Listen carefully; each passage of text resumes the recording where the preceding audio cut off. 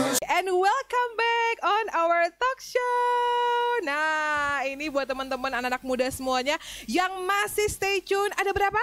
Oh, ada 5.636 yang online. Mantap. Ya, jangan cuma online doang. Coba dong kasih emoticon sekarang ini kan. Kita sudah berapa jam berjalan di LOJC Day One. Aduh, kalau Krisis sih merasa kayak berkatnya udah tumpah-tumpah banget. Dan aku tuh nggak sabar banget nih ya buat talk show yang satu ini. Karena kita akan ngobrol sama bintang tamu. Semuanya anak muda yang luar biasa. Dan juga nanti ada yang sedikit sudah dewasa sih ya, sama Romo juga pastinya ya. Kok pada ketawa sih? Oke, kita langsung aja kali ya. Tapi sebelumnya, lagi-lagi tugas Kristi di sini selain membawakan acara, juga membawakan ucapan terima kasih untuk para sponsor yang telah membantu terselenggaranya LOJ Conference 2020 ya. Pastinya sekali lagi kita ingin mengucapkan terima kasih untuk Inoi Digital Textile Print. Boleh kita berikan tepuk tangan online satu dunia ini. Nice ya. Dan kami juga ingin mengucapkan terima kasih untuk Binus University.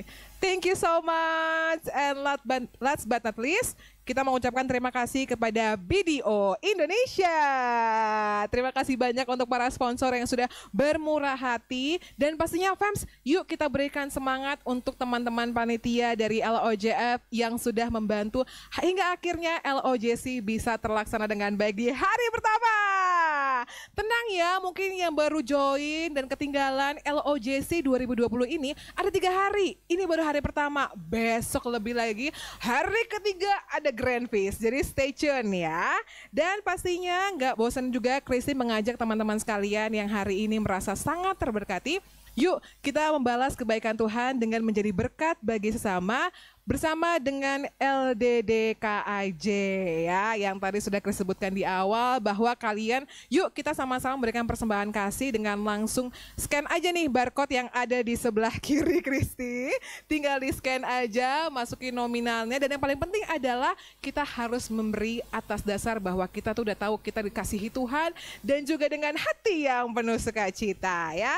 Oke, ini di komentar kayaknya udah banyak banget kayak Kak Jerome, Kak Siska, Kak Winston. Wow, luar biasa. Sabar, tenang ya. Sebelum kita memperkenalkan mereka bertiga, Kristi akan memperkenalkan yang dewasa terlebih dahulu ya. Ini suaranya udah ada di belakang. Jadi untuk talk show kali ini kita spesial banget karena ada seorang Romo yang bergabung di sini dan juga ada Fist Builder kita. Mungkin Kristi kenalin yang pertama dulu kali ya. Ini buat anak-anak LOJF sih udah nggak asing lagi lah. Our famous and beloved Fist Builder David Adinata. Apa kabar Koko? Baik. Baik ya, semangat ya. Ini udah 2 jam lebih tapi kita terus terbakar semangatnya ya Chris I ya. choose to be brave. Yeah. Coba kasih dulu hoodie-nya. Wow, abis ini jangan lupa ya, bisa dibeli juga ya. Oke, dan selanjutnya Kristi akan memperkenalkan ini Romo yang sangat luar biasa. Sudah berada di samping Kristi, Romo Yakin Cipta Mulia selaku Ketua Komisi Kepemudaan Keuskupan Agung Jakarta. Romo, selamat datang. Terima kasih sudah bergabung dengan kita ya di LOJ Conference ya. Tuh kan luar biasa ya, auranya Romo nih bikin aku kayak lebih tenang. Pertobat ya. Aku memang aura pertobatan mulai terjadi. Iya. Tapi ini aku memang anak LOJF loh. Jadi gitu harus lebih ada Roh Kudusnya gitu ya. Oke, setelah Kristi memperkenalkan 2 speaker kita yang luar biasa yang sudah bergabung di sini, Kristi juga akan memperkenalkan speaker kita yang luar biasa. Ini mereka anak-anak muda yang luar biasa yang prestasinya cemerlang banget dan kita terhubung dengan mereka berempat via sambungan Zoom ya. Yang pertama kita akan langsung saja memperkenalkan founder dan juga CEO dari IDN Media, Winston Utomo. Kakak Winston, selamat sore. Sore, apa kabar? Baik, ini beda nih. Kalau misalnya CEO auranya cemerlang sekali ya. Sehat ya Kak Winston ya? Sehat, thank Oke, you, thank you. nah kita Sehat. ngobrol-ngobrol bareng sama Kak Winston juga pastinya.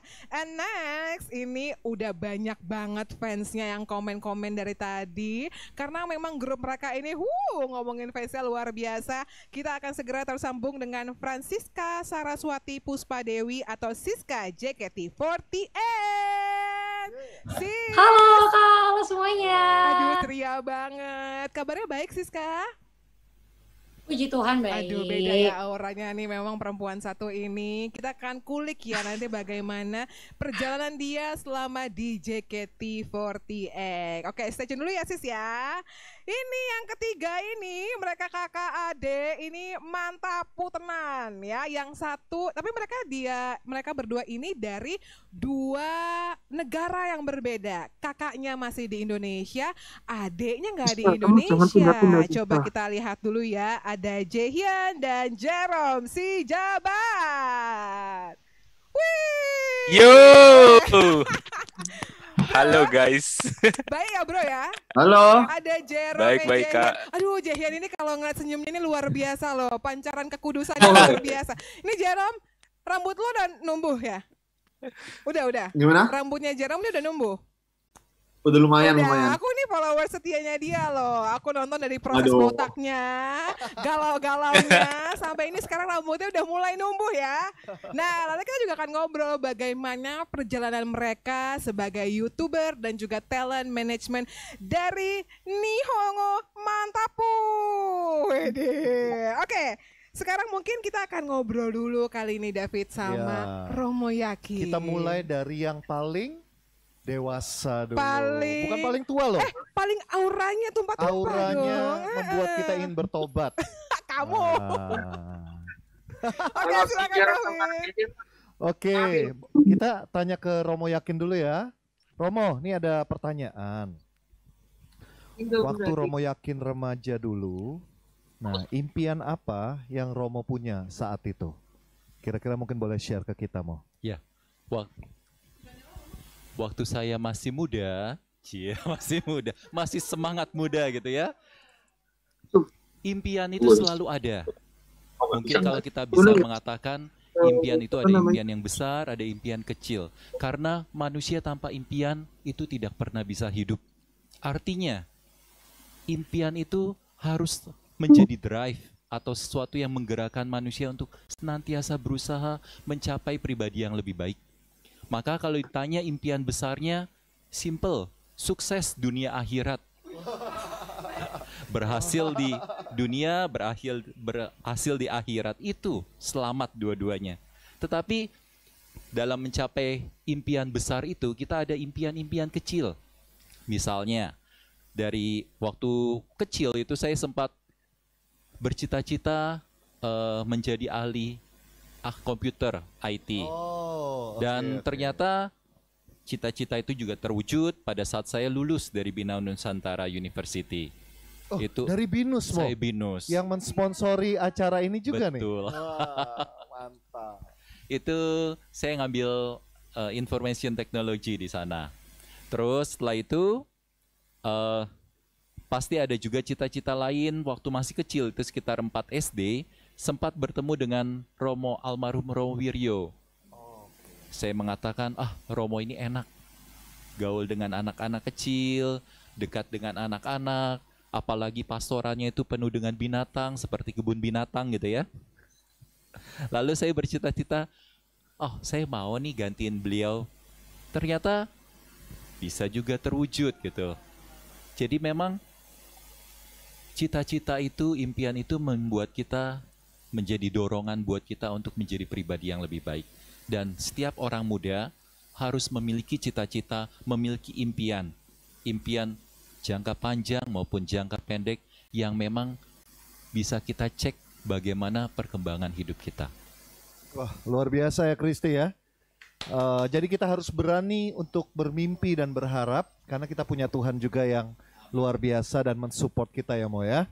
Baik Kristi, lanjut. Aku suka banget nih sama komentarnya Romo, jawabannya Romo ya. Memang mimpi itu yang memacu kita untuk terus maju. Nah, sekarang kita akan tanya sama seorang wanita cantik yang memang katanya ini dari dulunya pengen menjadi seorang idola. Dan akhirnya melalui proses yang panjang sekarang ini Siska tergabung dalam sebuah grup yaitu JKT48. Hai Siska. Semuanya aman ya? Bisa dengar ya? Aku mau nanya dong sama kamu sis, bisa kamu sharing nggak sih sebenarnya apa alasan kamu sehingga kamu ingin sekali menjadi idol gitu, menjadi idola banyak orang? Mungkin alasannya itu karena emang kebetulan dari dulu kan aku emang punya cita-cita jadi penyanyi. Terus waktu itu emang kebetulan ada audisi JKT48, jadi aku ikut audisi JKT48 karena aku mikir pengen memperbaiki pengalaman tapi ternyata nyaman sampai 6 tahun sampai sekarang gitu kan. 6 tahun ya. Iya, 6 tahun di JKT48. Mungkin alasan aku menjadi seorang idol itu karena sebagai seorang idol itu kan kita dituntut untuk selalu bisa menjadi semangat bagi orang lain, selalu bisa jadi kebahagiaan buat orang yang nonton kita. Jadi kenapa aku memilih untuk menjadi idol? Karena di sini aku bisa menjadi profesional dan meskipun di belakang aku lagi sedih atau aku lagi ngerasa bete atau aku ketemu sama orang yang dukung aku atau aku ketemu sama orang lain, aku harus bisa jadi semangat dan harus bisa bikin mereka semua bahagia. Wow. Keren banget nih, ini jarang banget loh ketika orang ditanya apa alasannya untuk memiliki profesi saat ini.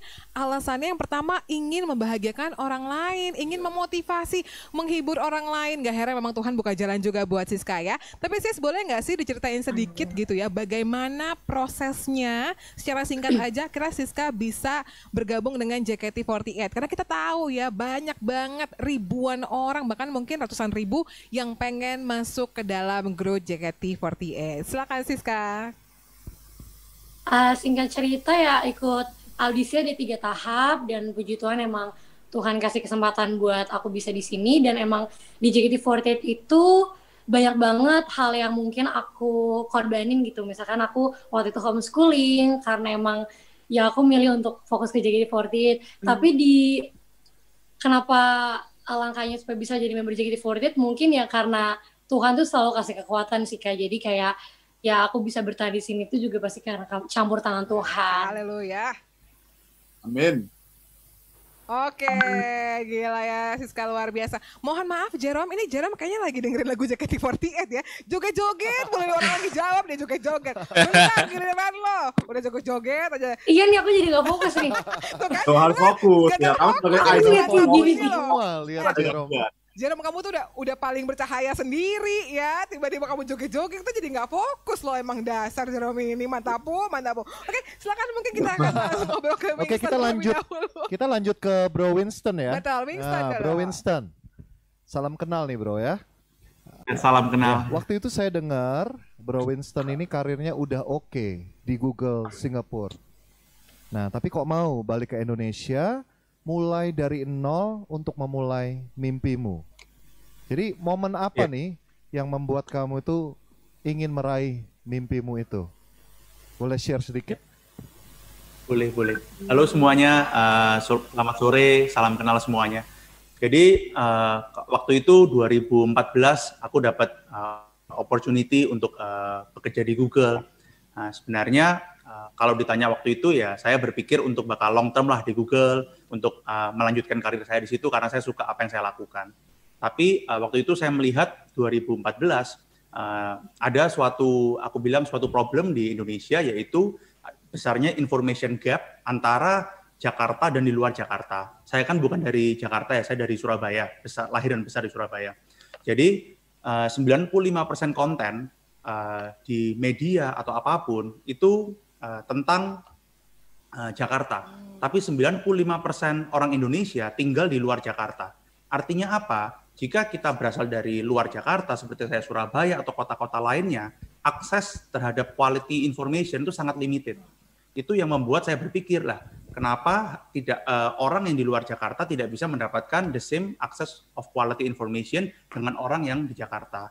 Itu asal mulanya ide akhirnya memutuskan untuk memulai IDN Media pada 2014. Tapi sewaktu mulai pun, kalau boleh jujur, saya nggak pernah terpikir Aiden Media bisa sampai sejauh ini. Waktu itu saya hanya berpikir, saya melihat ada suatunya problem, saya take a leap of faith untuk keluar dari Google dan berusaha untuk mewujudkan visi ini agar every Indonesian, khususnya millennials dan Gen Z, khususnya anak muda, generasi penerus, bisa mendapatkan quality information. Karena saya percaya jika semuanya very well equipped dengan the right knowledge, the right information, I think Indonesia can be a very very big country in the near future sih. Amen. Itu jadi asal mulanya 6 tahun lalu kenapa saya dan William adik saya memulai Aiden Media seperti itu. Wow, luar biasa ya. Berani untuk meninggalkan atau keluar dari comfort zone. Karena kan sudah di Google Singapura, aku rasa dari gaji, ya impian semua orang ya, impian anak-anak muda sekarang. Tapi berani untuk keluar dari comfort zone. Oke, lanjut Kristi. Iya, terus juga kalau misalnya kita lihat IDN Media gitu ya, memang beritanya juga sangat luar biasa banget. Berbeda angle-nya untuk menyajikan berita. Sukses buat Kak Winston dan IDN. Tapi jangan kemana-mana ya, belum loh. Ini sekarang kita akan langsung saja berbicara dengan yang tadi udah joget-joget, udah gak sabar ini kayaknya orang ini mau tanya ya. Ini yang dari paling jauh kali ya, Jerome and Jehian. Apa kabar? Baik. Baik ya, Jiwa. ini walaupun Kabar berbeda, baik. yang satu ini kalem banget, yang satu ini pecicilannya luar biasa. Ini kakak adik loh. Ini mereka saling support each other. Tahu aja di rumah Apa? kayak gimana. Nggak tahu aja di rumah kayak gimana. Ada bukan kartunya ya. Nah, kita bakalan ngobrol sama keduanya karena ini menarik banget loh, David dan juga Romo. Zaman sekarang kan mungkin banyak kakak adik itu yang nggak begitu close each other, tapi mereka ini sangat luar biasa. Dan nanti kita akan tanya bagaimana perjuangan mereka. Tapi sekarang Chrissy mau tanya dulu sama Jerome. Bagaimana perasaanmu? Sekarang kan kita tahu bahwa subscribersmu all good? Semua bisa dengar? Ya, bisa dengar. Bisa dengar? Bisa ya? Bisa. Subscribersmu di YouTube channel tuh udah sampai 4 juta, ya kan? 4 juta pengikut. Sebenarnya dari awal apakah kamu memang memilih jalan sebagai content creator atau tidak? Kalau dibilang memilih dari awal nggak juga sih, nggak kepikiran dari situ gitu. Dan nggak pernah kepikiran sampai detik ini gitu. Maksudnya bisa sampai tahap seperti ini gitu. Dan aku yakin sih ini apa ya? Ya semua itu berkat dari Tuhan sih. Kayak kalau tanpa Tuhan ya nggak mungkin bisa sampai sini gitu. Karena yang aku lakukan ya cuma hal-hal biasa, tapi aku rasa ya gimana ya, kayak ada faktor-faktor yang aku nggak bisa kontrol gitu kan Kak. Yes. Ya kan. Dan aku percaya faktor-faktor itu yang kontrol Tuhan gitu. Yang bisa kontrol faktor-faktor yang aku nggak bisa kontrol, yang aku nggak bisa lakukan itu Tuhan gitu. Jadi ya perasaannya ya bersyukur banget sih. Yeah. Jangan nangis, jangan nangis nih. Udah mau menit ini. Kok nangis? Udah beda nih. Sabar. Sekarang ini kita mau ngobrol sama Jerome dan juga Jehian juga. Kita tahu ya bahwa followers kalian tuh udah banyak. Jehian pun juga bukan hanya mengurus satu talent juga, dia itu juga beberapa artis juga. Tapi kita lihat nih, untuk channelnya Jerome sendiri, awalnya itu kan berangkat dari bagaimana seorang Jerome ini survive gitu kan, di kehidupannya, di negeri orang, dan bagaimana campur tangan Tuhan juga gitu. Nah kita pengen tanya sebenarnya apa sih yang menjadi pendorong atau penyemangat untuk kalian untuk terus berani melaju melewati tantangan? Silakan nih, Jehian apa Jerome yang mau balas? Jawab, Jer.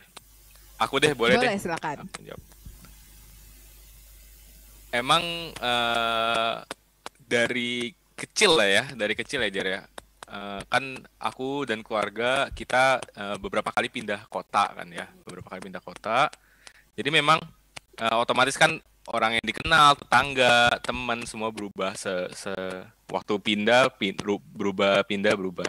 Nah, sedangkan aku sama Jerome ya satu-satunya yang kita punya adalah satu sama lain gitu. Jadi memang dari dulu kita dibiasakan untuk saling bergantung. Aku bantuin Jerome yang aku nggak bisa, yang aku bisa maksudnya, sedangkan Jerome bantuin aku yang dia bisa gitu. Sama seperti di YouTube ini juga gitu. Bahkan sebelum Jerome mulai YouTube, kita juga beberapa kali bikin sesuatu project berdua juga. Nah, jadi dengan kita di YouTube ini bergeraknya berdua juga, kita kayak merasa nggak sendiri gitu. Karena selalu ada seseorang yang bisa kita depend di saat kita membutuhkan sesuatu yang kita nggak bisa. Misalnya kalau dalam hal ini kan Jerome yang ngurusin kontennya, Aku yang ngurusin back end-nya, ngurusin orang-orang, yang ngurusin manajemennya dan segala macam. Jadi menurutku memang penyertaan Tuhan, dan ya Tuhan menempatkan aku di posisi ini dan menempatkan Jerome di posisi ini, kita berdua bisa saling melengkapi, itu sesuatu yang membuat kita bisa bertahan sampai sekarang sih menurutku. What do you think, Jer? Gimana, Jer? Setuju banget. Ini anaknya tinggal setuju banget gitu ya. Makanya kompak nih kalian berdua, ini luar biasa. Nah sekarang kita juga masih akan bertanya sama kakak adik ini ya. Untuk Jerome dan juga Jaehyun, apa struggle dan ketakutan terbesar kalian berdua sebagai tim kakak adik YouTuber dan juga talent management? Silakan, Bro. Tuh Jer, kan jawab Jer. Kalau susah dia lempar ke adiknya ya. Bener. Panen dulu deh Bang, panen dulu Bang. Oke.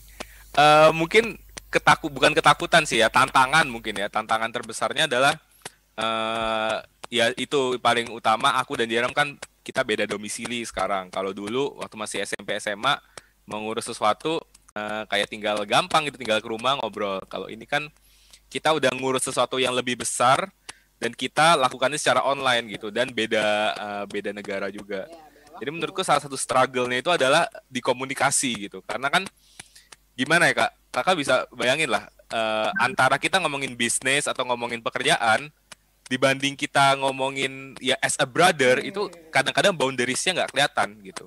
Misalnya, Jerome bisa aja jam 11 nelpon untuk sesuatu dia yang pengen dia curhatkan sebagai seorang adik, tapi dia juga bisa jam 11 nelpon untuk bicara soal pekerjaan kita gitu di YouTube. Jadi kadang-kadang komunikasi-komunikasi yang boundariesnya nggak kelihatan itu yang bikin kita kadang-kadang bisa bergesekan juga gitu dalam komunikasi. Udah gitu nggak bisa diselesaikan secara ketemu langsung, karena harus di-resolve juga secara ngomong online kah atau video call dan segala macam. Iya, tapi tantangan terbesarnya di situ sih. Tapi Jerome, menurut kamu nih, kalau misalnya kamu bisa fair gitu ya sebagai talent management dan dia juga seorang talentnya, Jerome ini termasuk yang ngerepotin nggak sih? Ketawanya gede banget. Jadi kalau gimana ya? Mungkin aku ngelihatnya itu Jerome kan sebelum dia gini, waktu dia jadi YouTuber, dia juga adikku kan.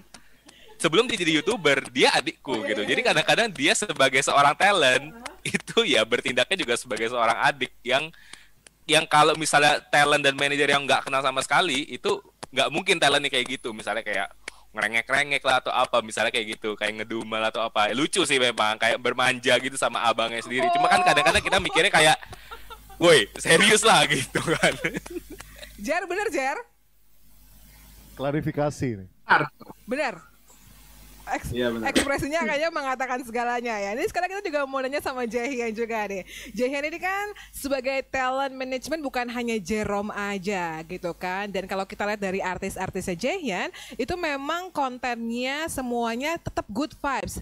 Di tengah mungkin para artis langsung tunjukin nominal rekeningnya atau mungkin prank-prank nggak bener. Tapi Jaehyun ini bisa dibilang masih bisa memaintain para talentnya untuk memberikan good value atau good content gitu kan ya. Sebenarnya apa sih Jaehyun yang membuat kamu tuh nggak pengen untuk ikut-ikutan arus-arus yang ada dan tetap saklek untuk memberikan good vibes atau good content bagi para talent management kamu atau talent-talent kamu?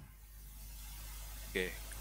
Memang paling awal yang menginspirasi aku sih memang Jerome, sebagai dia talentnya kan, dan dia yang nunjukin gitu. Karena kalau misalnya bilang soal melawan arus, yang aku lakukan adalah memberi arahan, tapi yang melakukan melawan arus itu sendiri adalah si talentnya. Dan talent pertamaku memang Jerome, dan kita udah diskusi bahwa komitmen kita adalah ke sana gitu, ke arah sana. Walaupun ada apa ya, financial gain yang bisa kita raih dengan menurunkan standar, tapi itu bukan cara main kita di YouTube seperti itu. Nah, dan cara yang sama itu juga yang aku bawa kepada talent-talentku yang lain, bahwa ya it's not money is not everything gitu. Bukan soal ke arah situnya aja, tapi tentang social impact yang kalian bisa timbulkan dengan konten yang kalian upload gitu. Karena konten itu ya kita bisa bilang sekarang kayak selamanya lah gitu. Impact-nya itu bisa 10 tahun lagi, bisa ada 20 tahun, anak yang belum lahir sekarang, tapi anak yang lahir 10 tahun lagi dan dia melihat kontenmu, dan dia bisa terinspirasi dari kontenmu, itu sesuatu yang luar biasa gitu menurut kita. Jadi kita dalam membuat konten itu kita nggak mau main-main yang kayak ya udahlah yang nonton juga terserah mereka kan mereka mau nonton apa nggak kayak gitu, karena kita mikirnya adalah bisa ada anak yang nanti berubah menjadi yang lebih baik atau lebih buruk karena konten kita di masa depan gitu. Betul ya? Jadi dalam setiap langkahnya itu kita mikirnya sih seperti itu, Kak. Oke, betul Jer? Betul banget, Kak. Iya ya, ini kakaknya untung jawabnya luar biasa loh. Tapi kita ada konfirmasi sama talentnya ya.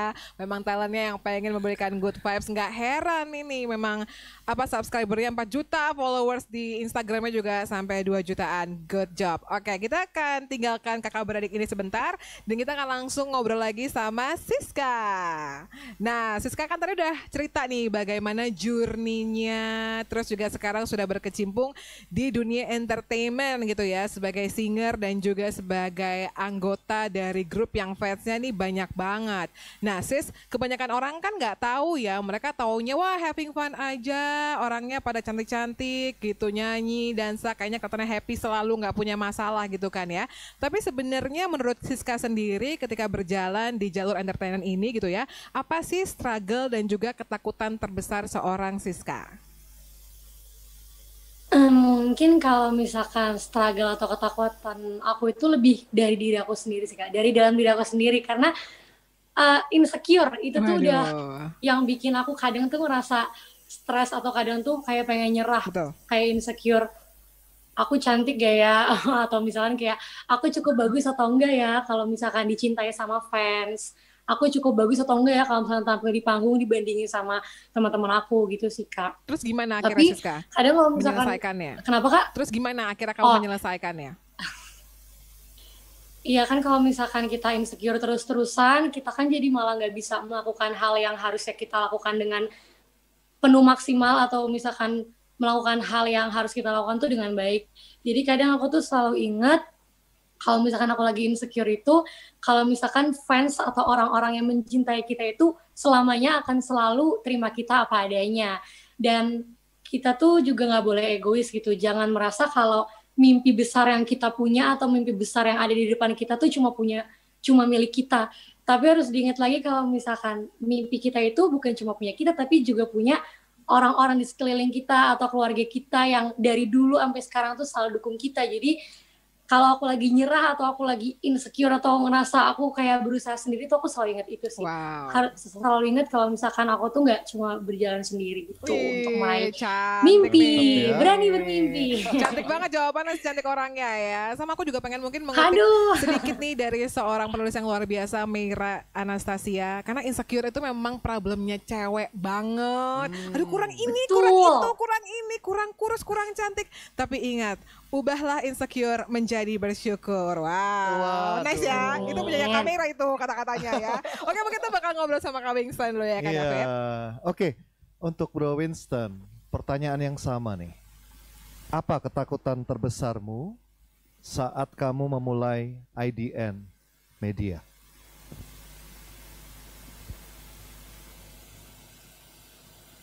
Jadi kalau sekarang mungkin challenge atau ketakutan adalah lebih ke, for me, I think aku selalu berharap dan doa juga bahwa idealisme atas visi yang aku miliki 2014 sampai sekarang dan seterusnya tidak akan pernah berubah sih.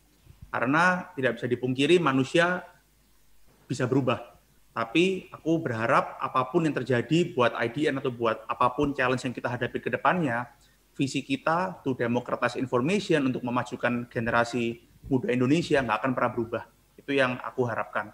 Terus yang kedua, I think the biggest challenge paling besar dari kita generasi muda dan kita sebagai Indonesia ya, we have a very big challenge as a country, karena sekarang kita di masa di mana generasi mudanya atau MR bakal di 20 juta rupiah. Nah, itu adalah definisi dari high income country. Kita bisa mencapai itu di 2045. Kita bisa jadi negara dengan ekonomi terbesar keempat di dunia, ya kan? Apalagi jumlah penduduk kita sangat besar.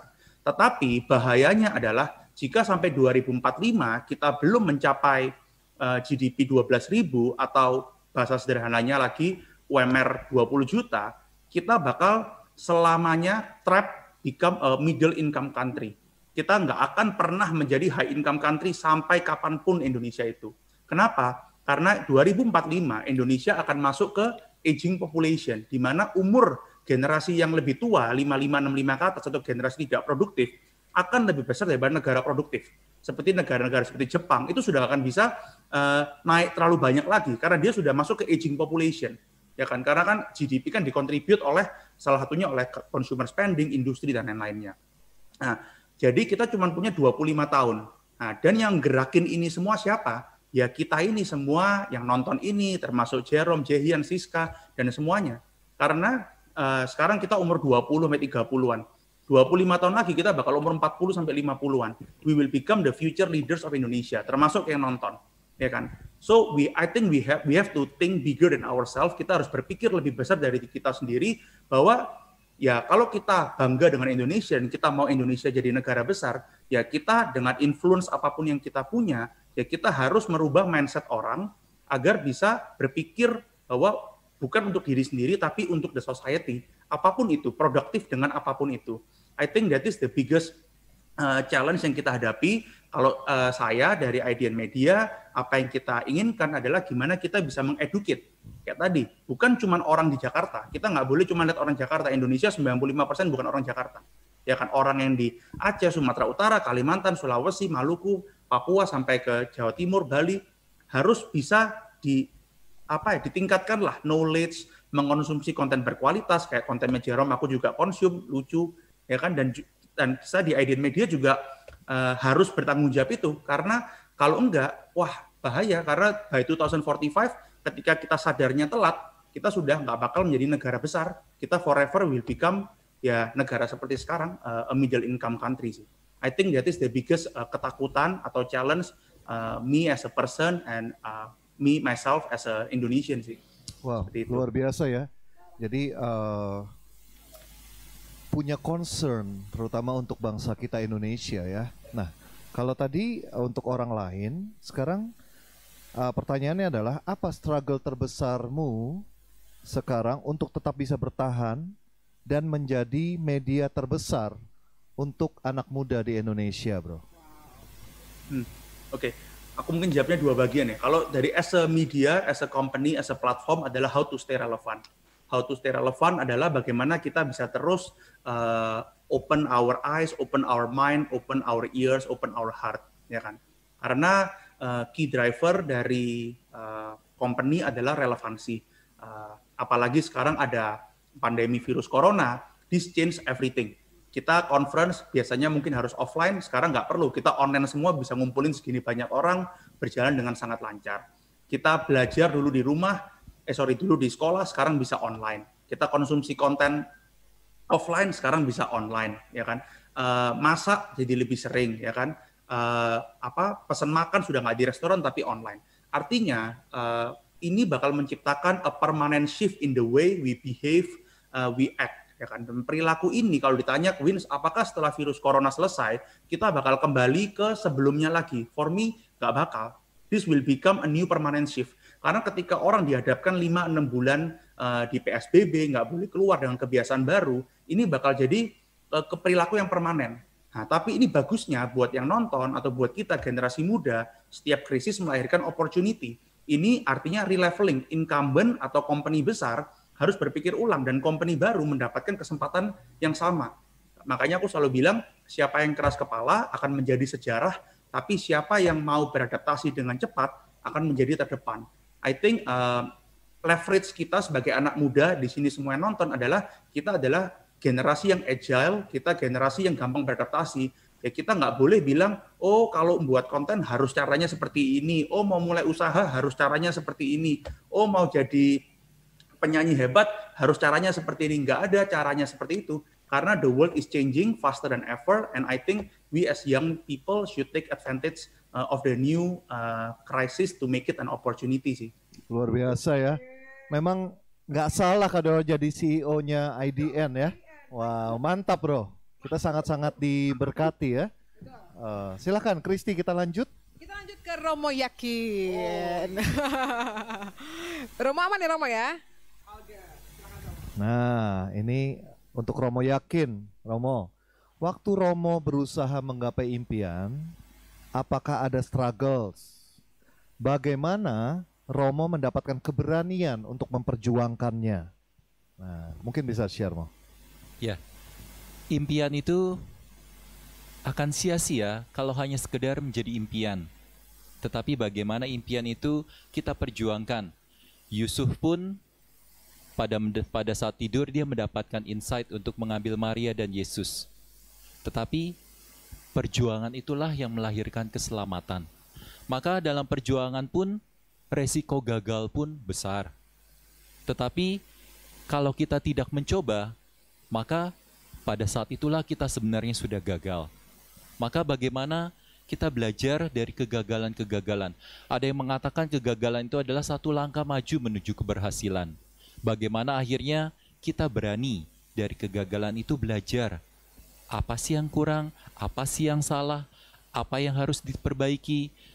Tadi dengan bahasa Winston, bagaimana kita menjadi pribadi yang relevan, yang beradaptasi dengan lingkungan, sehingga akhirnya kita bisa membuka mata, telinga, hati kita terhadap bukan hanya demi kepentingan diri saya sendiri, tetapi demi kepentingan banyak orang, mencapai kebaikan bersama.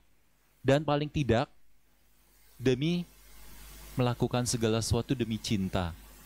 Artinya, cinta bukan hanya cinta demi saya, demi orang-orang yang saya kenal sekarang, tetapi demi, kalau tadi bahasa Jihan, demi orang-orang yang nanti akan dipercayakan kepada kita. Suatu saat nanti kita akan mungkin menikah, akan memiliki anak, lakukanlah itu demi mereka.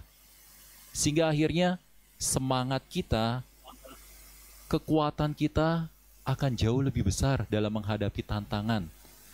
Kejatuhan pasti ada, tetapi bagaimana melalui kejatuhan itu kita berani bangkit kembali. Yesus pun sampai jatuh sampai 3 kali dalam memikul salib.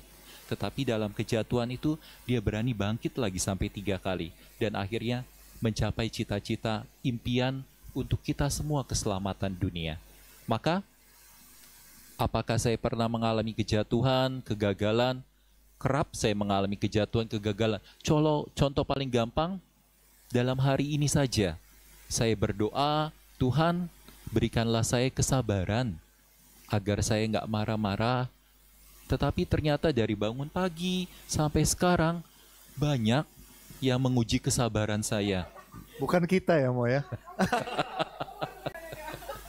Dan ternyata melalui ujian tersebut saya juga belajar bagaimana kita merefleksikan hidup harian kita. Sampai sekarang saya masih membuat buku harian. Ya maklum generasi jadul ya, bukan pakai ketikan tapi masih nulis. Justru dalam tulisan itu saya bisa menumpahkan semua perasaan, insight-insight, hal-hal yang saya dapatkan. Dan pada saat setahun 2 kali, kebetulan saya ulang tahun itu kan di bulan Juni aja, kode tuh ya. Jadi setiap akhir tahun dan pada saat ulang tahun saya membuka kembali buku harian. Hal-hal yang bagus, yang menyenangkan, saya lipat bagian atas. Hal-hal yang menyedihkan, hal-hal yang menjengkelkan, saya lipat bagian bawah. Lalu, setiap kali saya buka bagian bawahnya dulu. Dan ternyata, hal yang menjengkelkan, saya menemukan inspirasi banyak sekali. Dan akhirnya sekali lagi, semangat cinta itulah yang menggerakkan saya untuk, ya saya mau berusaha menjadi pribadi yang lebih baik. Selama COVID ini saya juga belajar bagaimana sih cara tapping, cara merayakan misa online, hal-hal apa saja, peralatan apa saja yang harus dilengkapi, bagaimana menggunakan OBS. Jadi saya juga senantiasa belajar, dan yang namanya belajar itu, meraih cita-cita itu, cita-cita jangka pendek, nggak ada yang namanya terlambat. Hanya masalah waktu dan kesiapan kita. Kalau kita lihat Presiden Perancis ya, Emmanuel Macron, itu jadi presiden umur 40 tahun. Donald Trump jadi presiden umur 70 tahun. Itu hanya masalah waktu di mana kita berani melihat opportunity, kesempatan, dan kita berani maju memperjuangkannya. Kejatuhan justru membuat kita satu langkah lebih baik. Wow. Memang benar-benar Romo ini Kristi ya. Iya, jadi bikin kita yakin gitu ya. Romo yakin nih, jawabannya sangat meyakinkan sekali loh, luar biasa. Nah, Romo ada pertanyaan kedua, mungkin bisa dijawab. Menurut Romo, harusnya bagaimana anak-anak muda agar tetap tangguh dan berani dalam menghadapi struggle yang dihadapinya saat ini? Maka pada anak-anak muda jangan pernah takut gagal. Justru dengan kegagalan itu kita belajar untuk menjadi pribadi yang lebih baik. Dalam arti kata, ketakutan memang tidak selalu menjadi tanda bahwa kita kurang iman. Bisa saja ketakutan itu menandakan bahwa kita serius dalam memperjuangkan hal tersebut. Tetapi bagaimana kita tidak jatuh dalam ketakutan, kita berani melampaui ketakutan itu. Melampaui ketakutan dalam arti kata kita ya berjuang. Belajar hal yang baru, dan dari pembelajaran itu, dari usaha itu kita akan mengalami jatuh bangun, tetapi dalam dinamika itu kita menjadi pribadi yang senantiasa menjadi lebih baik. Dan dari situ akhirnya kita berani mengusahakan, oh ya ternyata apa yang saya lakukan, saya banyak mendapat bantuan dari orang lain. Maka apa yang saya perjuangkan juga jangan hanya untuk diri sendiri, tetapi perjuangkanlah itu demi kebaikan bersama, tadi demi cinta kepada orang-orang yang nanti juga akan dipercayakan Tuhan kepada kita. Dan akhirnya pada saat kita mengalami kegagalan, kita mengalami kejatuhan, kita akhirnya menyadari keterbatasan diri kita. Bahwa kita juga manusia yang memiliki kemampuan yang terbatas. Dan akhirnya membuat kita berani berdoa kepada Tuhan. Sehingga akhirnya rasa insecure, rasa tidak nyaman, tidak aman, pelan-pelan berubah seperti Maria katakan menjadi rasa syukur bahwa banyak yang membantu saya, bahwa ternyata rahmat Tuhan begitu besar yang menjawab segala doa-doa dan keinginan dan harapan impian kita. Wah, baik. Terima kasih, Mo. Terima kasih Romo. Ya. Aduh, luar biasa. Lanjut, Kristi. Oke, kalau tadi kan Kristi dan juga David yang sudah bertanya dengan Romo dan juga bintang tamu kita pada malam hari ini. Nah, sekarang ini sudah ada teman-teman yang terhubung via Zoom yang akan menanyakan pada bintang tamu kita. Coba kita ceki-ceki dulu ya. Nah, ini sudah ada yang pertama dari Rio Antonio. Benar ya? Iya, Halo benar. Rio, apa kabar? Halo, Mau baik. bertanya dengan siapa? Silahkan. Iya, aku mau tanya untuk Kak Siska. Jadi, kan sekarang ini anak muda ini tentunya dalam meraih setiap impiannya kan melewati proses yang panjang dan juga banyak hal yang kita lewatin ya, rintangan, jatuh bangun. Kadang kita menerima juga hujatan dari orang lain dalam meraih impian kita. Bagaimana kita nyikapinnya untuk bangkit lagi dan iman apa yang kita harus pegang untuk kita bisa tetap fokus sama impian kita, dan juga apakah penting sebuah komunitas itu dalam meraih impian kita gitu. Wow, pertanyaannya cukup padat ya. Gimana Siska? Aman? Aman. Silakan. Aku boleh jawab ya, Kak? Ya.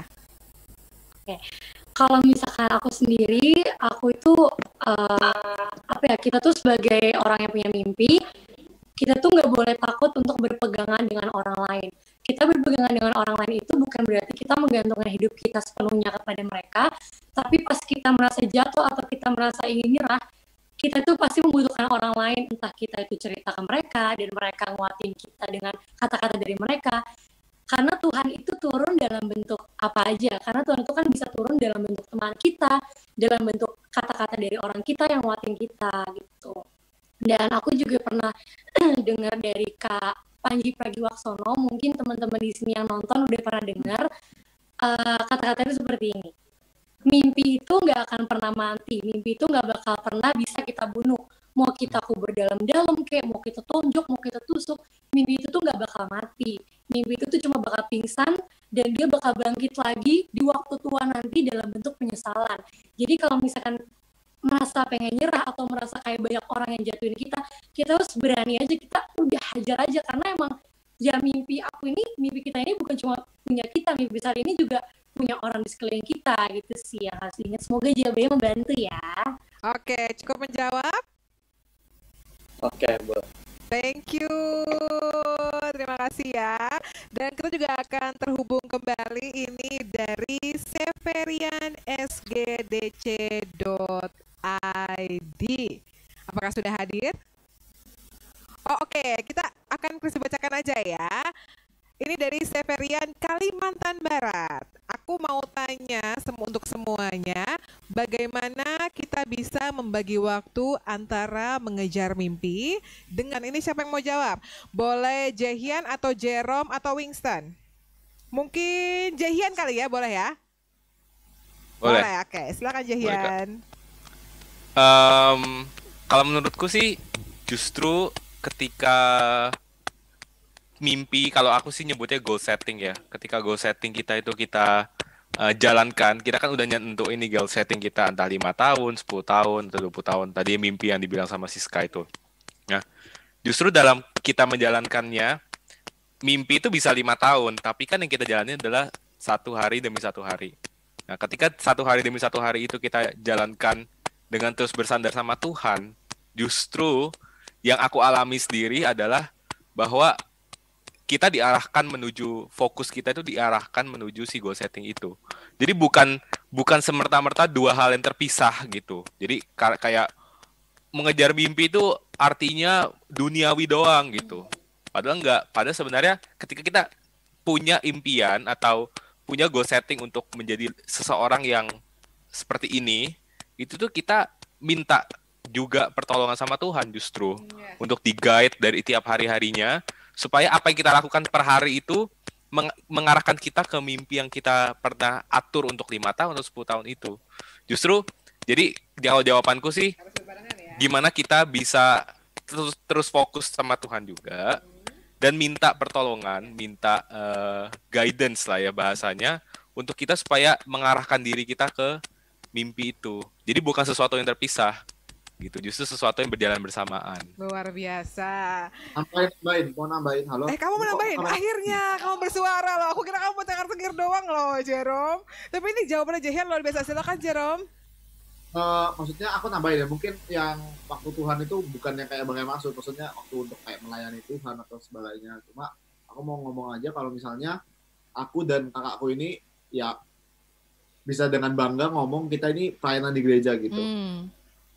Mostly bisa dulu banget sering banget gitu, dulu bisa setiap minggu sekali gitu, maksudnya setiap minggu pasti ada pelayanan dulu gitu, bahkan bantuin gereja-gereja yang kekurangan pemain musik misalnya seperti itu gitu. Dan aku berani bilang ya maksudnya pelayanan itu nggak akan membuat kita malah nggak bisa menggapai mimpi gitu ya kan. Jadi kalau kita bisa ngatur waktu dengan baik, dan ya ujung-ujungnya kan aku bilang tadi ada faktor X yang kita nggak bisa kontrol gitu kan, yang which is cuma Tuhan yang bisa ngontrol itu gitu. Dan salah satu ways atau salah satu jalan yang kita bisa tempuh untuk kayak mendapatkan hati Tuhan itu, ya satunya ya dengan pelayanan, dengan semua itu gitu. Jadi kayak give back to God gitu loh. Kalau kita cuma ngejar mimpi tanpa malah mengabaikan Tuhan, ya aneh gitu loh. Kita kan berhasil mimpinya kan juga karena Tuhan gitu. Apa yang kita kasih ke Tuhan gitu? Maksudnya buat apa kita mencapai mimpi kita gitu pada akhir-akhirnya gitu. Kalau kita nggak menggunakan itu untuk kemuliaan Tuhan sebenarnya. Itu sih aku mikirnya. Luar biasa loh. Kakak Ade ini cengar-cengir jawabannya langsung tertampar gitu. Dari ya. tadi joget-joget terus padahal. Joget-joget terus padahal, tapi jawabannya luar biasa. Tapi aku setuju banget loh kok, karena to be honest juga ini yang aku rasain di teman-teman LOJF semua. Dan waktu itu aku pernah lupa siapa yang preaching, kalau nggak salah Ko David atau preacher yang lainnya. Jadi ada quotes yang bilang gini, kalau kita memperdulikan pekerjaan Tuhan, jangankan pekerjaan kita, kehidupan kita pun semuanya, impian kita juga bakal diwujudkan sama Tuhan asal sesuai dengan kehendaknya. Luar biasa, Jerome Jehian ya. Kita dengar dari dua narasumber yang lain juga kan? Betul. Ya, silakan Siska atau Bro Winston. Halo. Ya, mungkin Bro Winston kali ya. Aku setuju sih sama yang disampaikan Jerome dan Jahian juga, bahwa ketika mimpi itu tidak bisa diartikan hanya duniawi, dan ketika kamu merasa kamu punya mimpi yang menjauhkan kamu dari Tuhan, artinya mimpi itu yang salah, ya kan? Dan bukan berarti mimpi itu hal yang negatif, bukan berarti mencari uang atau menjadi penyanyi, menjadi entertainer itu hal yang negatif atau mengejar mimpimu. Itu hal yang positif juga, ya kan? Artinya pertama, kita harus memiliki mimpi yang revolve around God as the center of your dream atau your vision, ya kan? Itu yang pertama. Yang kedua, kita juga harus make sure jika kita dikasih atau nggak dikasih pun mencapai mimpi itu, kita bersyukur. Karena in the end, life is about giving blessings to one another. Ya kan, kita nggak bisa hidup cuma buat diri kita sendiri, hidup buat cari uang aja, atau cari followers, cari fans, atau cari apapun lah. Karena in the end, kita nggak bawa itu sampai selesai. Waktu kita kan cuma bentar di dunia, ya kan. I think what's more important adalah apa legacy yang kita bisa kasih ke orang lain, apa impact yang kita bisa kasih ke orang lain.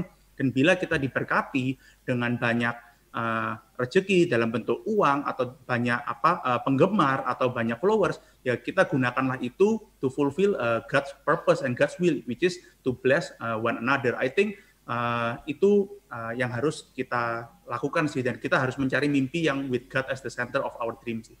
Wah, luar biasa bro, sangat menginspirasi. Nambahin. Ya. Sisa mungkin menambahin sayang?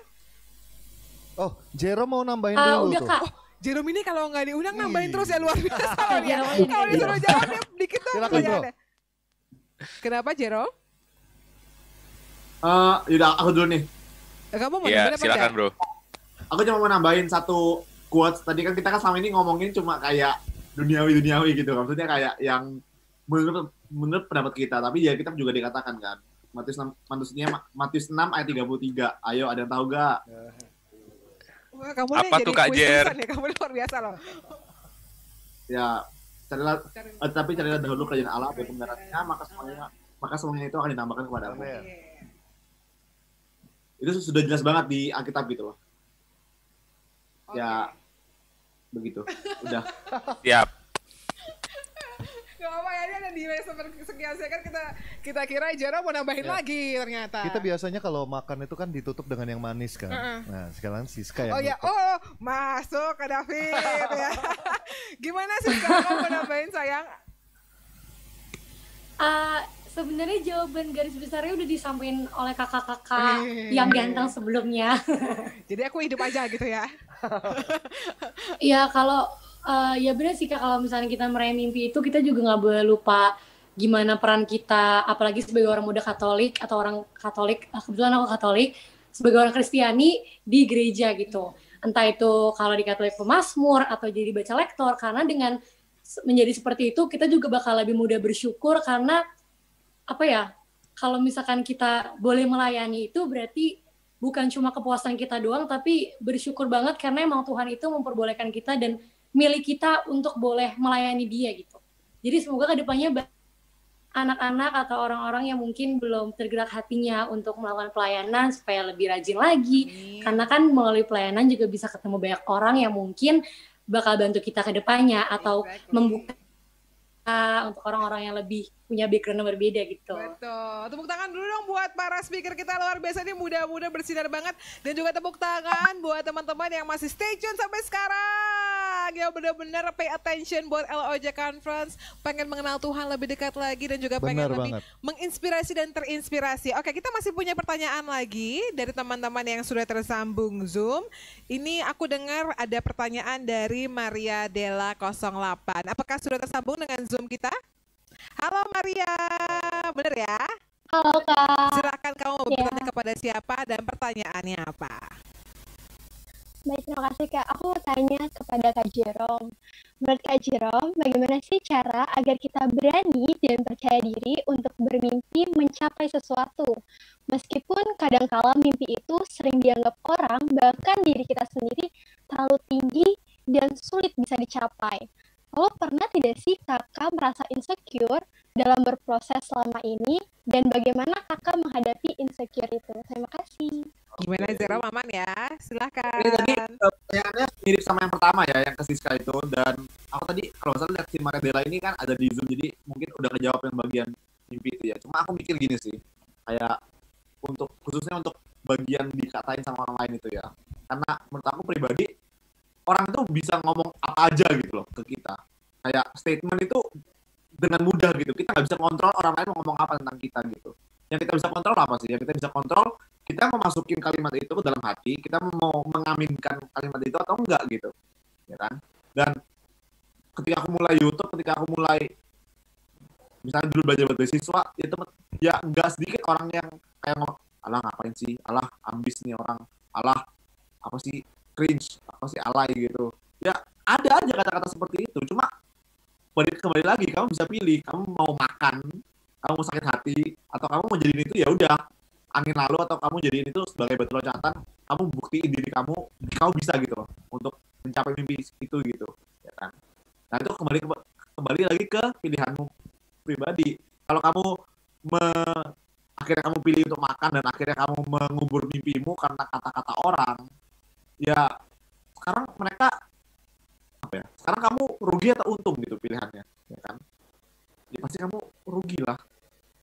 Kamu cuma dengan apa kata orang gitu, ya kan? Kalau misalnya mimpi-mimpi orang maksudnya kalau misalnya orang-orang besar yang sudah ada zaman dahulu mendengarkan ocehan cemoohan orang lain, Lionel Messi mungkin nggak mungkin jadi pemain bola sejago sekarang, selegendaris sekarang.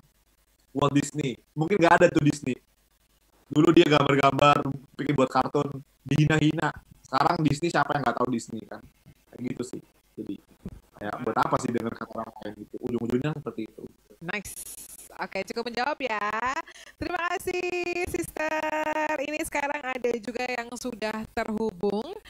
Pertanyaan terakhir ya, ini dari Jessica CSL. Coba kita cek Jessica, apakah sudah terhubung dengan Zoom kita? Halo semuanya. Halo. Oke. Halo Jessica. Yang baju orange jangan sampai lolos ya. Kaget aku tuh. Oke Jess, silakan pertanyaannya dan untuk siapa? Silakan. Oke, sebelumnya aku mau ngucapin terima kasih dulu kepada tim LOJF yang udah milih pertanyaan aku untuk ditanyakan langsung ke narasumbernya, yaitu Pak Winston ya. Oh, Pak. Kakak, kok boleh ya kok ya? Oke, Kak Winston, oke Pak. Dewasa ya. Muda padahal. Oke, Kak Winston. Kak Winston, aku mau tanya sesuai dengan tema hari ini nih, Dare to Dream Big, bagaimana cara kakak mengimplementasikan mimpi kakak menjadi suatu action nyata yang membuat kakak bisa dilihat menjadi pribadi yang sukses di mata orang lain. Makasih. Oke. Mungkin aku share cara berpikirku untuk kehidupan pribadi maupun untuk kerja atau apapun ya. Jadi aku punya framework namanya VOSP. Jadi setelah aku baca beberapa buku dan lain, aku merumuskan bahwa I think this is the right framework untuk kita mencapai apapun mimpi kita atau tujuan kita. Yang pertama adalah start with the vision. Kita harus memiliki visi yang jelas apa yang kita ingin capai 10, 20, 30 tahun dari sekarang. Visi ini lebih ke why. Dan visi ini nggak boleh yang what dan nggak boleh yang bisa dicapai dalam 1-2 tahun. Tapi 10 tahun dari sekarang, Jessica mau jadi apa? 20 tahun dari sekarang mau jadi apa? Apa yang buat kamu passionate, your why. Ya kan? Itu adalah yang pertama harus dicari. Yang kedua adalah objektif. Objektif itu adalah lebih ke short term. Itu bisa monthly, quarterly, yearly, ataupun setiap 2 tahun sekali. Let's say kamu mau menjadi seorang entrepreneur. Ya udah, that is your vision 20 years from now. Kamu mau memulai usaha misalnya F&B, ya kan? Kamu pengen semua orang merasakan makananmu. That is your 20-year vision. Tetapi your objective bukan berarti tahun pertama kamu harus resign, terus langsung menjadi entrepreneur, enggak. Kamu bisa 3-5 tahun pertama kamu kerja di big F&B company dulu, kamu belajar, build your network, build your connection, ya kan, build the expertise. Itu adalah the objective, lebih konkret dan lebih bisa di-measure. Ya kan? Yang ketiga adalah the system. Sistem itu lebih ke gimana kamu menciptakan disiplin, gimana kamu menciptakan workflow dan SOP buat dirimu sendiri. Ya kan, setiap hari kamu seminggu sekali harus menyelesaikan 1 buku tentang apapun itu, ya kan. Sebulan harus menyelesaikan berapa podcast atau apapun. You have to build the system. Nggak bisa kamu mencapai keberhasilan hari esok atau setahun dari sekarang, nggak bisa. Itu requires a lot of effort lah untuk mencapai itu. Dan yang terakhir adalah the people. People adalah gimana kamu empower yourself to keep being motivated. Atau kalau kamu nanti ada tim, gimana kamu bisa empower your team. So that is gimana framework yang aku lakukan, yaitu VOSP. Vision, itu the why, objective itu the what, system is the how, people adalah ya gimana kita bisa empower dan memotivasi diri kita untuk mencapai visi dan mimpi kita sendiri.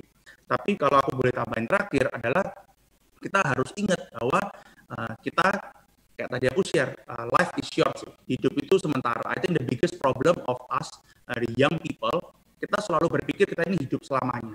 Artinya kalau kita ayo kumpul keluarga, nantilah tahun depan nabung dulu. Ayo kita mulai capai cita-citamu, nantilah aku masih mau ngelakuin ini. Ya kan? Jadi ayo dekatkan dirimu kepada Tuhan, nantilah aku tak nakal dulu nanti baru tobat. Kita selalu berpikir bahwa we going to live forever. Tapi kita lupa bahwa setiap orang tuh ada umurnya masing-masing yang sudah ditentukan di atas. Bisa dikasih umur 30 tahun, 40 tahun, 70, 80 kalau kita umur panjang.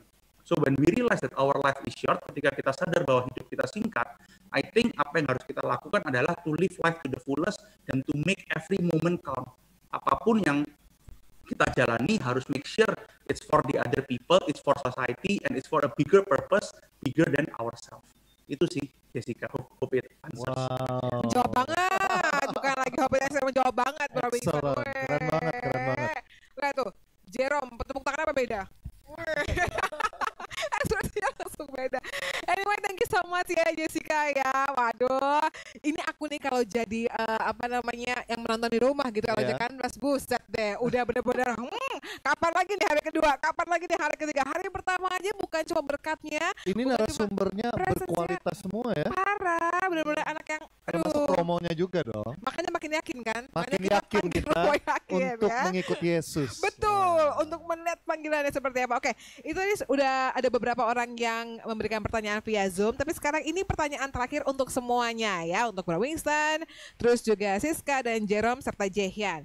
Kalau misalnya kalian sekarang ini berempat diminta untuk membuat pesan bagi generasi muda untuk bermimpi besar, pesan apa yang akan kalian berikan? Dan juga kalau misalnya kalian punya favorite Bible verse, apa yang mau dibagikan? Mungkin kita mulai dari Kakak Winston dulu aja ya. Tadi Winston kayak mau cari Alkitab dulu gitu loh. Oh gitu?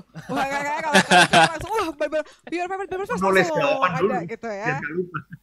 Gimana? Enggak, aku mau nulis jawabanku dulu, tapi ya udah. Beda. Emang yang kalau misalnya visionnya panjang tuh ditulis dulu. Ya oke, ladies first kali ya, Siska. Gak kayak kamu ya. Kamu ngomong dulu baru nulis ya. Ya, sanguin problem ya. David ini loh. Gimana Siska, boleh? Boleh Kak. Jadi aku punya ayat yang aku paling favorit. Itu dari ayat 36. Tetapi Yesus tidak menghiraukan perkataan mereka dan berkata kepada kepala rumah ibadat, jangan takut, percaya saja. Jadi menurut aku, ya seperti tema conference hari ini yaitu brave. Takut, kita nggak boleh punya kekhawatiran kalau kita itu mungkin terlalu jauh dari mimpi kita. Meskipun misalkan banyak orang kayak bilang, kayaknya mimpi kamu kegedean deh, kayaknya kamu usahanya segini dulu deh. Ya udah, itu nggak usah dengerin apa kata mereka, kita cuma butuh ambil saran yang membangun dari orang lain supaya bikin kita makin semangat, dan kita juga harus tetap berpegangan pada berpegangan Yesus sudah omongin, udah kasih sabda ke kita gitu. Nice, thank you Siska. Itu dia tadi Markus 5 ayat 36 ya. Oke, mungkin sekarang kita ke Jerome atau Jehian dulu. Boleh Jerome? Boleh, Jerome silakan. Sekarang ayah bilang, udah lo sekarang di luar nih.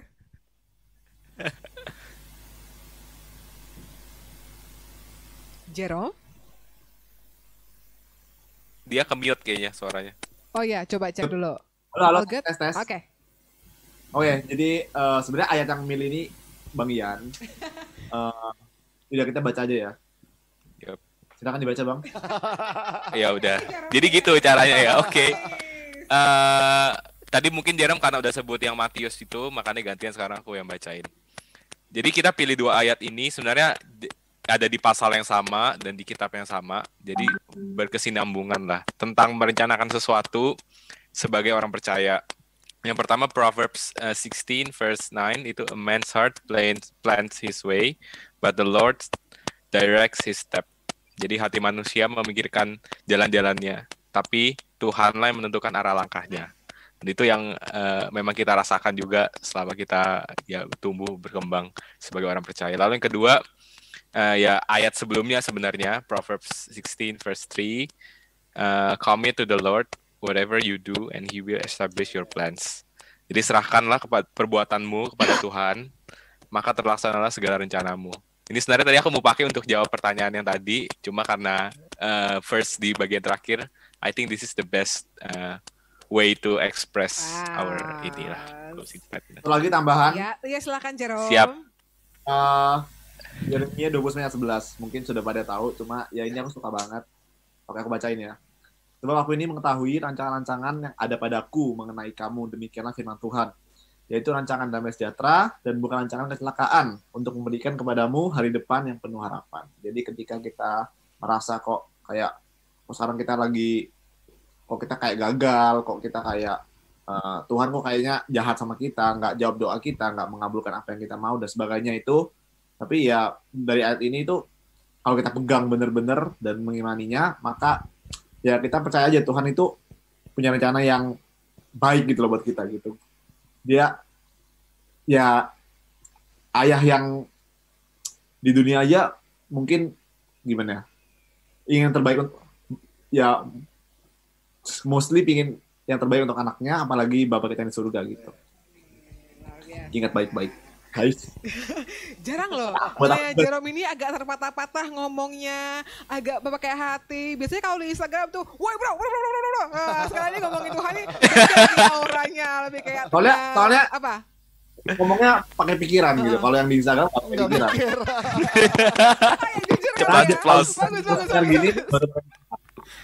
Jadi ini kita melihat another side of Jerome ya. Yang akhirnya pakai pikirannya. Iya ampun, puji Tuhan ya. Tapi sangat berkati sekali loh mereka berdua ini. Oke, kita mau tanya Kakak Winston. Are you ready? Udah catat tadi dia. Oh jelas. Pakai vision semuanya. Silakan Kakak Winston. Kalau first-nya Proverbs 17:22, a happy heart is excellent medicine and depressed spirit wastes the bones away. For me, I think hidup itu tentang perspektif. Kita bisa, I think setiap hari yang kita alami di hidup itu bisa baik atau buruk tergantung dari perspektif kita. Jadi, I think it's our choice, ya kan? Saya selalu percaya hidup itu seperti berdansa di bawah hujan. Artinya ya hujannya nggak bakal hilang, tapi bagaimana kita bisa menikmati hujan tersebut dan make sure we live our life to the fullest and happily. With a happy heart, I think is the best way to live life. Dan aku juga punya prinsip bahwa I think the fact that kita sudah lahir di Indonesia, punya tempat tinggal, punya apapun yang kita miliki, I think we should have the perspective that we are very blessed and lucky to have the opportunity to live this life. Kita jangan mengeluh terus, kita jangan komplain atau whining atau minta atau protes ke Tuhan, oh saya kurang ini, ya karena I think just the fact that we have lived this life, I think it's already a very privilege for us. Jadi for me to close, I have this my personal favorite quote besides this proverb, yaitu be grateful for everything that you have. Selalu bersyukur dengan apapun yang kamu miliki. You can always have more. Kita selalu bisa punya lebih dari yang kita punya sekarang, apapun yang kita punya lebih. Tapi remember, you could also have less. Kita kapanpun semua ini bisa diambil sama Tuhan dan kita bisa punya kurang daripada yang kita miliki sekarang. Jadi we should always remember in every moment, not only the bad times, tapi the good times, we should always be grateful. Itu sih. Wah, luar biasa sekali. Nah, ini sekarang Romo yakin nih. Ya, biar kita makin yakin. Romo, ada pesan untuk anak-anak muda atau Romo juga punya ayat favorit untuk menguatkan kita semua? Baik, ayat favorit saya itu dari Lukas 1 ayat 38.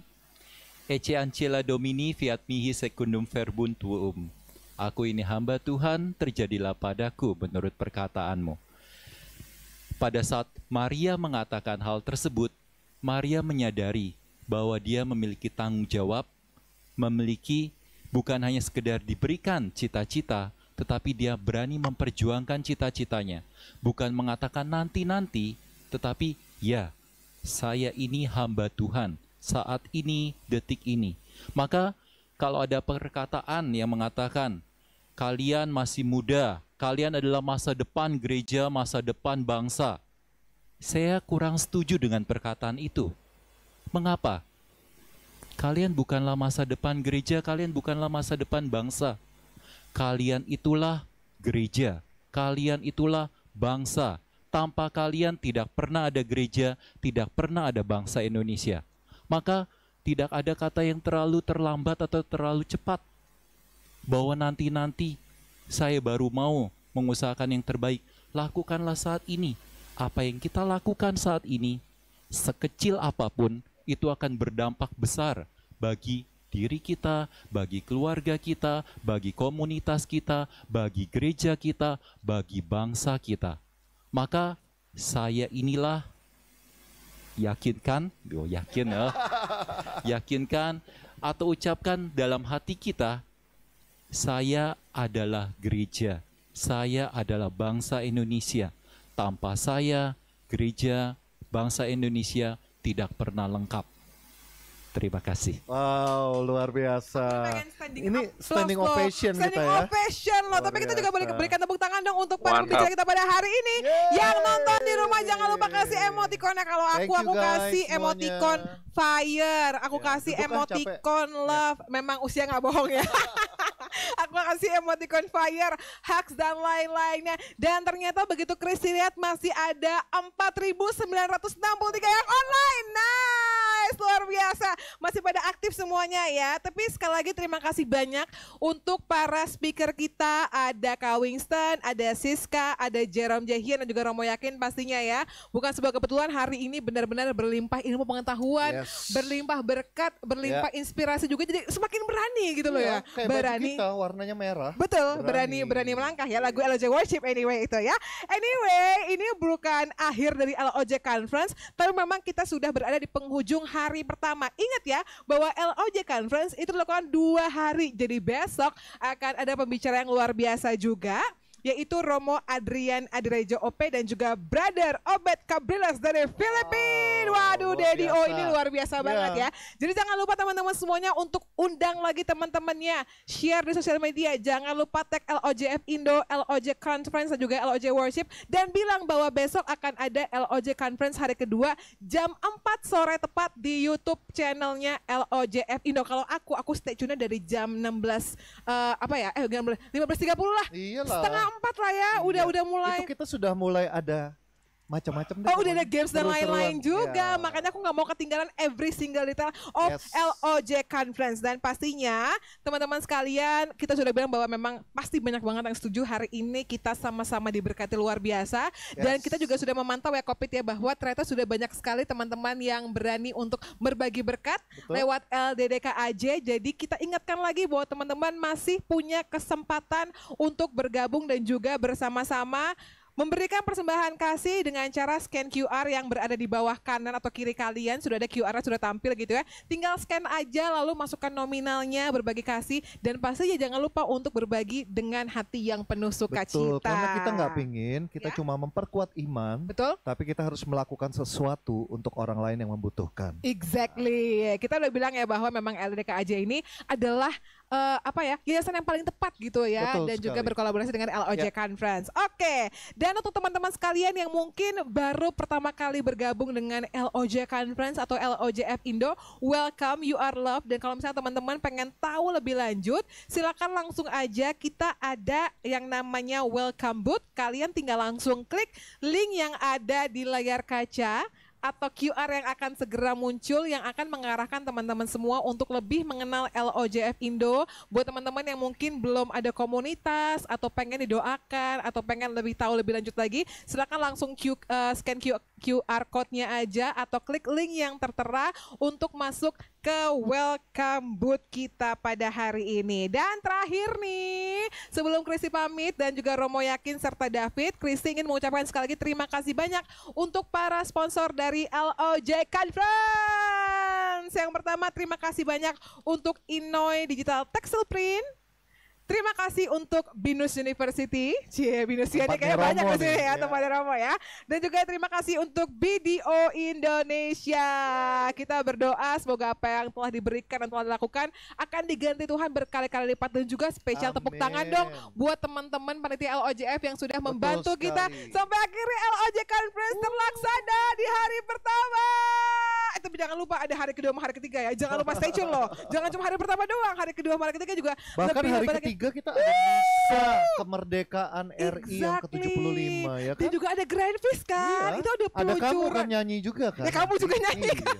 Ini ada peluncuran album terbaru dari LOJ Worship. Oh my God, I can't wait. Sekali lagi terima kasih banyak kalau mau yakin. Dan sekarang waktunya Kristi untuk pamit undur diri. Dan David memberikan summary-nya. Nah, saya ada sedikit narasi untuk menutup acara kita pada malam hari ini. Kemudian nanti akan dilanjutkan dengan doa dan berkat dari Romo Yakin. Jangan nangis ya. Beranilah mimpi setinggi-tingginya, karena mimpi menghidupkan harapan. Beranilah menghadapi kehidupan bila kita harus terbangun dari mimpi. Ride the wave, let God show the way. Kejarlah yang utama, karena semua akan hilang lenyap. Hanya Tuhan yang tinggal tetap. Through Him, with Him, in Him. I choose to be brave. Marilah kita tutup conference kita dengan doa dalam nama Bapa dan Putra dan Roh Kudus. Amin. Bapa, kami bersyukur atas rahmat, kasih, dan penyertaan-Mu kepada kami. Engkau telah menganugerahkan semangat muda, hati yang berkorban, hati yang bersyukur kepada kami. Ajarilah kami untuk berani memperjuangkan cita-cita dan impian yang telah Engkau berikan kepada kami. Dan semoga dalam perjuangan kami meraih impian tersebut, kami semakin menyadari akan kasih-Mu yang senantiasa menyertai, kasih-Mu yang senantiasa melengkapi segala kebutuhan kami. Dan semoga kami pun boleh semakin bertumbuh dan berkembang dalam iman, harapan, dan kasih-Mu, semakin berani memberikan diri kami untuk orang-orang sekitar kami, untuk mereka yang akan Kau percayakan kepada kami, sehingga kami perlahan dapat bertumbuh sesuai dengan kehendak-Mu. Buatlah hati kami besar, tidak berkecil hati dalam menghadapi segala tantangan, kesulitan, dan hambatan kami. Tetapi ajarilah kami untuk senantiasa berpaut kepadamu. Dan ajarilah kami untuk berani memulainya saat ini, hari ini. Karena kami percaya Engkau senantiasa mencurahkan rahmat-Mu setiap detik dari kehidupan kami. Tidak ada kata terlalu cepat, tidak ada yang kata terlalu terlambat terhadap rahmat dan berkat-Mu kepada kami. Bunda Maria, Engkau adalah contoh teladan kami dalam mengikuti kehendak Allah, meraih cita-cita. Ajarilah kami pula untuk berani memperjuangkan cita-cita impian demi keselamatan diri kami dan orang-orang sekitar kami. Salam Maria, penuh rahmat, Tuhan sertamu. Terpujilah Engkau di antara wanita, dan terpujilah buah tubuh-Mu Yesus. Santa Maria, Bunda Allah, doakanlah kami yang berdosa ini, sekarang dan waktu kami mati. Amin. Kemuliaan kepada Bapa dan Putra dan Roh Kudus, seperti pada permulaan, sekarang, selalu, dan sepanjang segala abad. Amin. Terpujilah nama Yesus, Maria, dan Santo Yosef, sekarang dan selama-lamanya. Tuhan sertamu. Semoga kita semua, keluarga kita, orang-orang yang kita cintai, dan orang-orang yang kita doakan, segala usaha, perjuangan, niat baik kita senantiasa dilindungi, diberkati, dan dipimpin oleh rahmat Allah yang Maha Kuasa, Bapa dan Putra dan Roh Kudus. Amin. Terima kasih sekali lagi kepada Romo Yakin dan semua narasumber kita yang luar biasa pada malam hari ini. Thank you guys. Untuk yang masih stay tune, jangan lupa kita besok ketemu jam 4 di YouTube channel LOJF Indo di LOJ Conference Day 2. Be brave. See you. God bless. Thank you. Mantap.